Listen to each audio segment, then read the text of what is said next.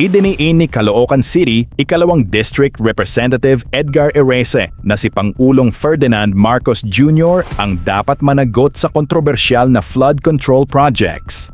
Pahayag ni Erese, "In my petition before the Supreme Court regarding the constitutionality of unprogrammed appropriations, lumabas ang mga saro para sa flood control projects. Bilyon-bilyon under the UA na may pagpayag ng Pangulo. Ang ating Pangulo ang may pangunahing problema rito. Panoorin ang buong detalye." Ang may pangunahing may pananagutan sa problemang ito. Ito na lang ba ang programa ng Administrasyong Marcos? Ayuda, ayuda, ayuda. Higit 8 bilyon para sa mga barangay. 200,000 pesos kada isa sa 42,000 barangays ng bansa. Makatwiran ba ito? Equitable ba ito? Kailangan ba ito?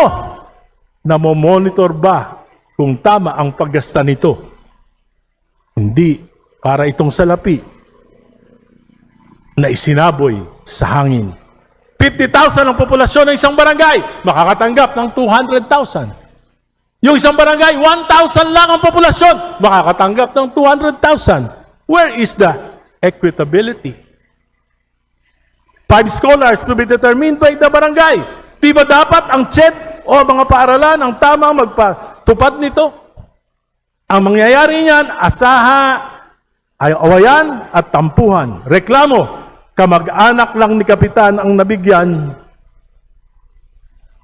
100K. Bahala na kayo kung saan yung gagastusin.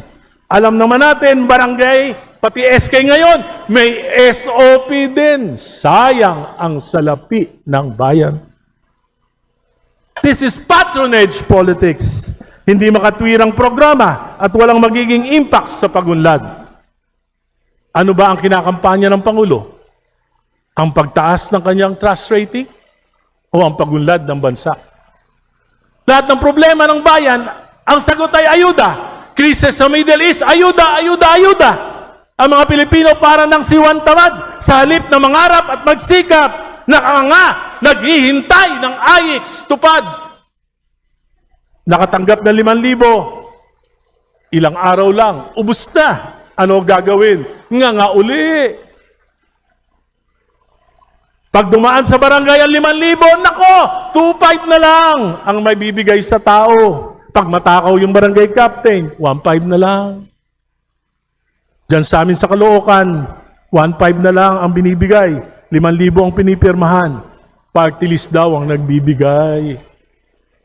Ito po ang tunay na kalagayan ng ating bansa. Isang pamahalaan na walang malinaw na direksyon. Isang pamahalaan na walang sapat at matapat na solusyon sa pinakamabibigat na problema ng bayan.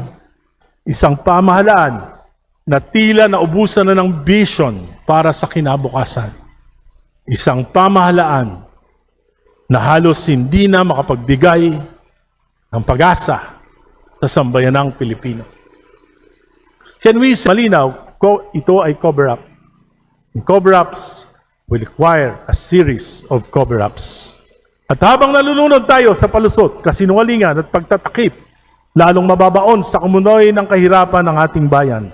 At sa huli, ang tunay na biktima ay hindi ang makapangyarihan.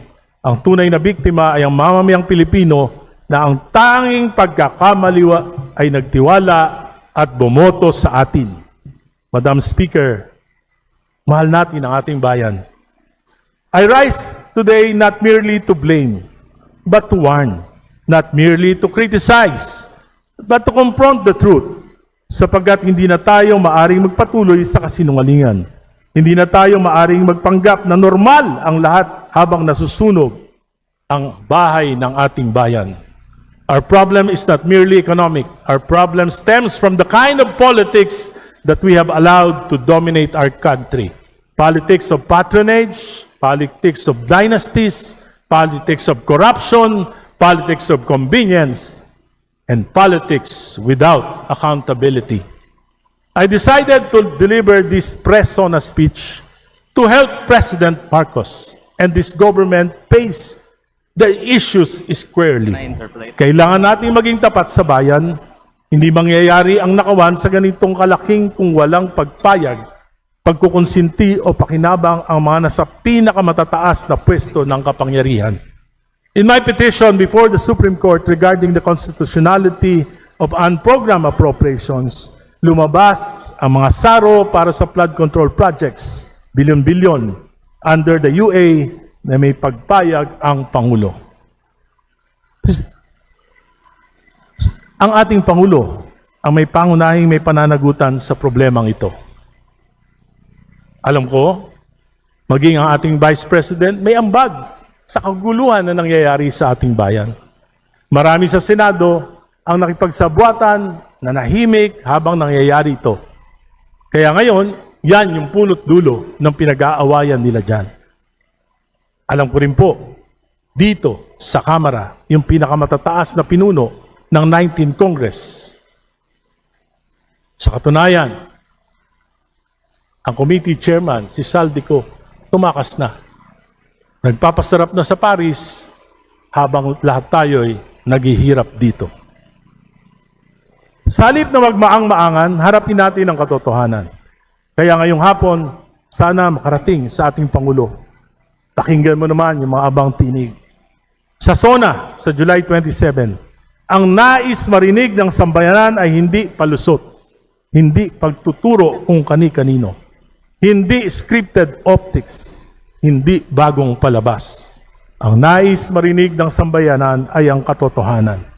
Ang nais marinig ng sambayanan ay ang paghingi natin ng paumanhin. Ang nais marinig ng sambayanan ay malinaw na plano kung paano wawakasan ang krisis na ito at kung paano ang ating mga pananagutan. Sa ating Pangulo, hindi siguro masamang sabihin ng diretso, you can no longer accomplish grand legacy projects in the remaining 24 months of your administration. At sa bigat ng kalagayan ng ating ekonomiya, mahirap paniwalaan na may sino man sa pamahalaan na kayang agad baliktarin ang ating economic situation. Ngunit, may magagawa pa.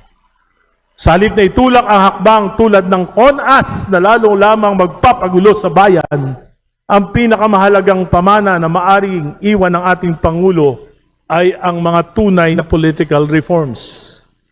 Maaring magsimula ang Pangulo sa isang komisyon na mag-aaral at mag-ahain ng rekomendasyon sa susunod na administrasyon sa kanyang successor kung paano aamyendahan ang 1987 Constitution sa isang tunay, malinis at malayang Constitutional Convention na maaring maipamana niya para sa kinabukasan ng ating bansa. Maaring bumuo rin ang Pangulo ng isang independent commission para turuwiran ng wakasan ang problema natin dito sa infrastructure at budget anomalies. Hindi para magtakip, kundi di bali nang wag na magparusa, matukoy na lang yung katotohanan para matiyak na hindi na ito mauulit sa kinabukasan. Maaring bigyan ng Pangulo ng maayos na pamahalaan after his term. Kung mabibigyan niya tayo ng mabuting mga leader sa susunod. Sa pamamagitan ng pagsulong ng mga reformang elektoral. Kabilang po dito, buong pakumbabakong minumungkahi na sana lahat tayong mga politiko, lahat ng kakandidato sa 2028, kailangan mag-submit tayo ng sinumpaang platform of government na pangangatawanan natin. At bukod doon, dapat para mabigyan natin ng political maturity, mayangat natin ang antas ng kamalayan ng ating mga botante, dapat mandatory ang debate sa lahat ng mga kakandidato. Kahit sino ka man, dapat humarap ka sa debate para malaman ng tao ang iyong kakayahan. At least sa Panguluhan, dapat 3 beses magdedebate. Sa pangalawang Panguluhan, dapat 2 beses man lang. Dapat pati senador, dapat pati kongresista, dapat pati mga governor, dapat pati mayor humaharap sa debate upang maiangat natin ang kamalayan ng ating mga botante.